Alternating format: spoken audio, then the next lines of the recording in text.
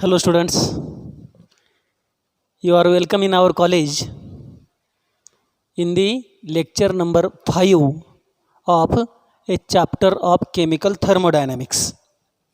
In the last lecture, we have seen nature of work and nature of heat. There we have studied that in mechanics, work is supposed to be done on an object whenever object undergo displacement in the direction of applied force. So work is a product of force and displacement. But in thermodynamics, we are considering PV type of work, pressure volume type of work, and that PV also comes equal to force into displacement, that we have studied in detail. So PV is equal to also F into D, that we have seen.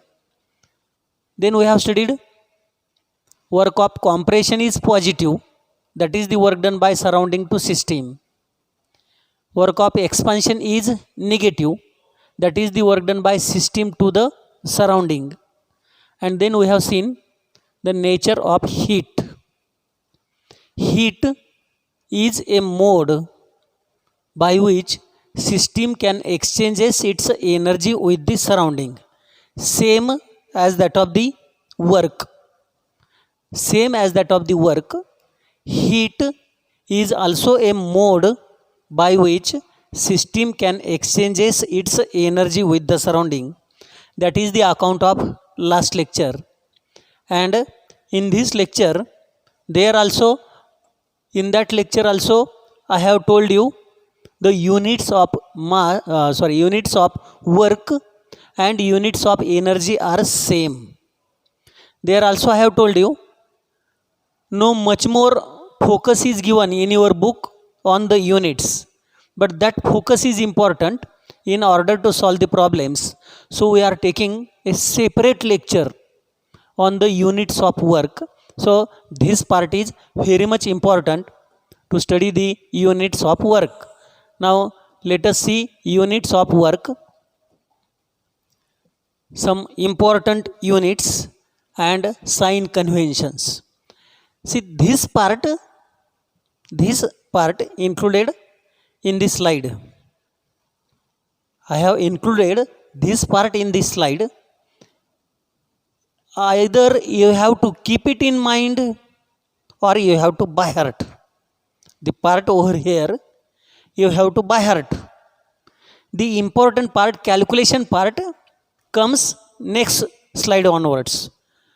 The unit of work and unit of energy is joule. For work done, we have studied, it is minus PEXT. We have seen the expression. Expression for work done we have studied, dW will be equal to minus P external into change in volume. This expression we have studied. And here it is nothing but pressure and volume. Change in volume means volume. Therefore, considered as pressure, work done is a product of pressure and volume from that expression. If pressure is given in Newton per meter square, volume will be in the meter cube. And by multiplying, what we will get? We will get Newton into meter, Nm, Newton meter, that is nothing but the joule. Then, if we consider the work done in liter atmosphere, we have to consider pressure in terms of atmosphere and volume in liter. Liter, that is nothing but decimeter cube. So, pressure in atmosphere, volume in liter, the unit of work done will be liter atmosphere. And then, calculation factors, conversion factors. 1 liter atmosphere will be equal to 24.22 calories. This part you have to by heart. 1 calorie is equal to 4.186 joule. That also you have to by heart. If you know this factor and this factor, you can convert 1 liter atmosphere directly to joule. Because 1 liter atmosphere is this much calories and 1 calorie is equal to this much joule. Therefore 1 liter atmosphere is nothing but, by doing cross multiplication, 24 into 4, almost that is 100, or 1.0132 into 10 raised to 2 joule. Further we know 1 joule is equal to 10 raised to 7 ergs. Therefore this liter atmosphere joule converted to erg, this factor will be multiplied by 10 raised to 7, and that comes 1.0132 into 10 raised to 9 ergs. This part is the part where this onward you can perform the calculations, but initial part you must know this value, 1 liter atmosphere, 1 calorie, and next part we can perform the calculations. These are important units. Unit of work done is joule, where pressure is taken in Newton per meter square, volume taken in meter cube. Their multiplication is Newton meter. In liter atmosphere, pressure taken in atmosphere, volume taken in the liter. 1 liter atmosphere is nothing but 24.2222 calories. 1 calorie is 4.186 joule. Therefore directly by doing the cross multiplication, 1 liter atmosphere is 1.0132 into 10 raised to 2 joule, and we know 1 joule is 10 raised to 7 erg. Therefore 1 liter atmosphere is equal to 1.0132 into 10 raised to 9 ergs. This slide part, most of the part over here you have to by heart. Now we are studying the convergence of pressure, how pressure from one unit is converted to the pressure of another unit. Because see, in that previous slide also, sometimes we have to convert the pressure. See here, suppose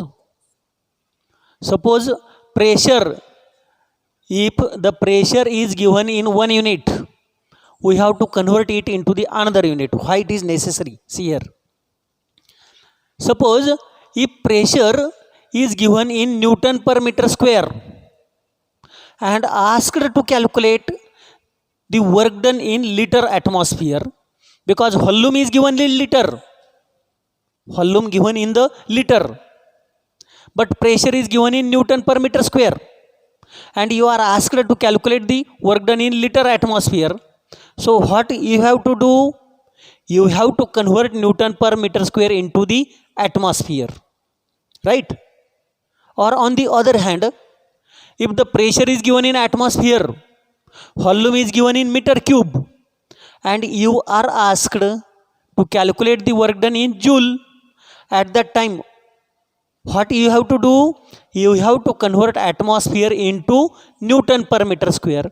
Therefore convergence of pressure from Newton per meter square to atmosphere, or from dyne per centimeter square to Newton per meter square, that is also important part. So let us consider the convergence of pressure. For conversion of pressure, we must know the basic terms. How the pressure is equal to HdG. Why? That pressure is nothing but HdG. H is height of mercury in the mercury column, mercury manometer. D is density of mercury. G is gravitational acceleration. Why P is equal to HdG? See over here from this equation. It is not given in your book, but that is important part. We know volume is nothing but mass upon density, or density therefore is mass upon volume. But what is volume? Volume is nothing but area into height. So if this volume is replaced by area into height, we will get density is equal to mass divided by area into height. Taking H on left side, it becomes Hd is equal to m upon A, mass upon area. Multiplying both sides by G, gravitational acceleration, this become HdG, and this become mg upon A. What is mg? Mass into gravitational acceleration, that is force, written here force. So HDG will be equal to force per unit area, and we know force per unit area is nothing but the pressure. That is how pressure will be equal to HDG, that is height of mercury in mercury manometer into density of mercury into gravitational acceleration. See it once again. I have included this part in your notes also. See it thoroughly. Now how those conversions are done.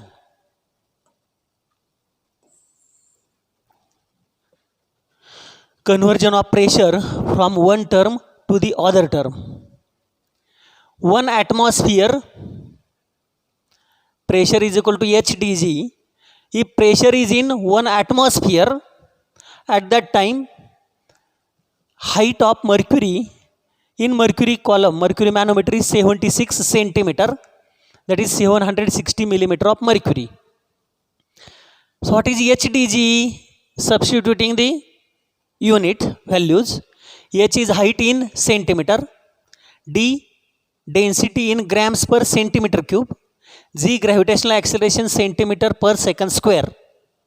On solving this, centimeter, centimeter, and here 2 centimeter cancels, 1 and 2. So here 2 cancelled, 1 is remaining, and therefore gram divided by 1 centimeter second square. Let this is equation number 1.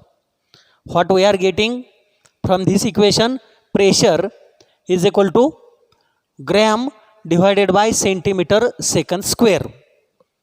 This is nothing but the pressure, because P is equal to HDG. We are calculating pressure, gram divided by centimeter second square. Also, what is pressure? We have studied in the previous slide. Pressure is nothing but force per unit area, where force is mass into acceleration in dynes. Mass into acceleration, force in the dynes, divided by area centimeter square. So if we solve this, mass taken in gram multiplied by G acceleration centimeter divided by second square, acceleration centimeter divided by second square, then divided by centimeter square, means 1 upon centimeter square. If we solve this centimeter, then this will cancel. So what we will get? Gram divided by centimeter second square, gram divided by centimeter second square. This is also pressure. This is pressure, this is also pressure.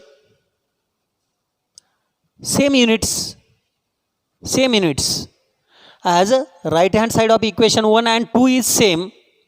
Therefore this is the pressure, that is force per unit area. This is also a pressure, force per unit area in dyne per centimeter square. So that is how this is the pressure in dyne per centimeter square.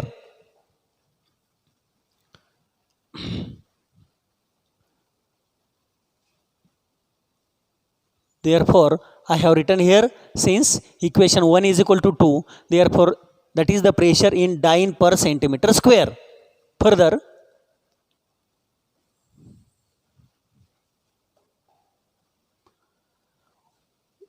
one atmosphere is nothing but HDG. Now substitute the values. This is the part of now calculation. H is equal to 76 centimeter, I have told you. Density 13.6. Gravitational acceleration, this you know. This I have told you. This part you have to keep it in mind by heart. These 3 terms you must know. And HDG we have studied is in the unit of dyne per centimeter square. If we substitute all these 3 values, what is 1 atmosphere? 1 atmosphere is nothing but HDG multiplication of all those terms. 1, 2, 3. 1, 2, 3 multiplication. So 1 atmosphere is equal to, if we solve this, you will get that answer. On solving this totally, 980 into 13.6 into 76, we will get this answer. What is the unit? Dyne per centimeter square. And that dyne per centimeter square we have to convert into Newton per meter square. Why? Because in the first slide I have told you work done in joule, pressure in Newton per meter square, and volume in the meter cube. Therefore this dyne per centimeter we have to convert to Newton per meter square, and for that purpose we know this equation. 1 Newton per meter square is 1 Pascal. In the dynes we must know, over here it is 1 dyne is equal to 10 raised to minus 5 Newton. Therefore this dyne we have to convert to Newton, means multiplied by 10 raised to minus 5. So that dyne is converted to Newton, because 1 dyne is 10 raised to minus 5. Dyne converted to Newton by multiplying by this factor, divided by centimeter square. But 1 centimeter is 10 raised to minus 2 meter. Centimeter square means 10 raised to minus 4. So this equation is divided by 10 raised to minus 4. You got it? Why this equation is multiplied by 10 raised to minus 5 and divided by 10 raised to minus 4? Because 1 dyne is 10 raised to minus 5. Convert dyne to Newton multiplied by 10 raised to minus 5. Divided by centimeter square already. Convert centimeter square to meter square. Centimeter is 10 raised to minus 2. Centimeter square is 10 raised to minus 4. Therefore divide it by 10 raised to minus 4, so that dyne per centimeter now will get Newton per meter square. And dividing this, only the terms are cancelled, no too much calculations. That answer comes equal to 1.013 into 10 raised to 5 Newton per meter square. If we solve this, we will get this answer. Further, 1 Newton per meter square is nothing but 1 Pascal. Newton per meter square, that is also known as Pascal. In kilopascal, we know 1 kilogram is equal to 10 raised to 3 gram. 1 kilogram is equal to 10 raised to 3 gram. In the similar manner, 1 kilopascal is equal to 10 raised to 3 Pascal. 1 kilopascal is 10 raised to 3 Pascal, means 1 Pascal is 10 raised to minus 3 kilopascal. So similarly here, 1 Pascal is equal to 10 raised to minus 3 kilopascal. Same as that of the relation between kilogram and gram. Therefore, finally 1 atmosphere is this much Newton per meter square, or the same Pascal. And for kilopascal, multiplying this by 10 raised to minus 3, we will get 1.013 into 10 raised to 2 kilopascal.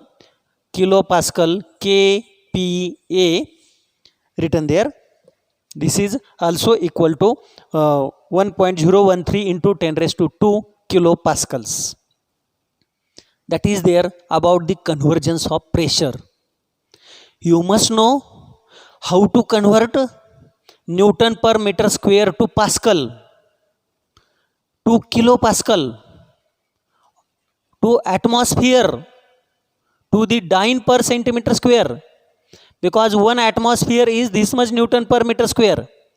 2 atmosphere means this is multiplied by 2, that much Newton per meter square. To convert atmosphere to Newton per meter square, or Newton per meter square to atmosphere, is possible from these conversions. So these conversions are important while solving the problems. Next, last part from the units is nothing but the convergence of volume. This is very simple. You are studying the convergence of volume since your first standard in what we call Ankalipi. There also it is there. 1 liter is nothing but 1000 milliliter.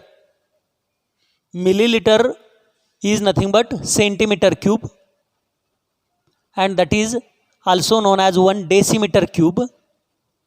To convert decimeter cube into meter cube, this is multiplied by 10 raised to minus 3. 10 raised to minus 3 is the multiplying factor for converting liter to meter cube. So suppose if 2 liter is given, so it is how many meter cube? It is nothing but 2 into 10 raised to minus 3 meter cube. Liter 2 meter cube multiplied by 10 raised to minus 3. So meter to liter, how meter cube 2 liter multiplying by 10 raised to plus 3. Those type of conversions. Further, 1 ml is nothing but 1 cc cubic centimeter, 1 centimeter cube. To convert it to the decimeter cube, multiplied this by 10 raised to minus 3 decimeter cube. Again multiplied by 10 raised to minus 3, it becomes 10 raised to minus 6 meter cube. So conversion of cc to the decimeter cube to the meter cube is also important. For example, suppose we have 4000 cc, means 4000 milliliter cubic centimeter. So how much liter it is, or how much decimeter cube it is?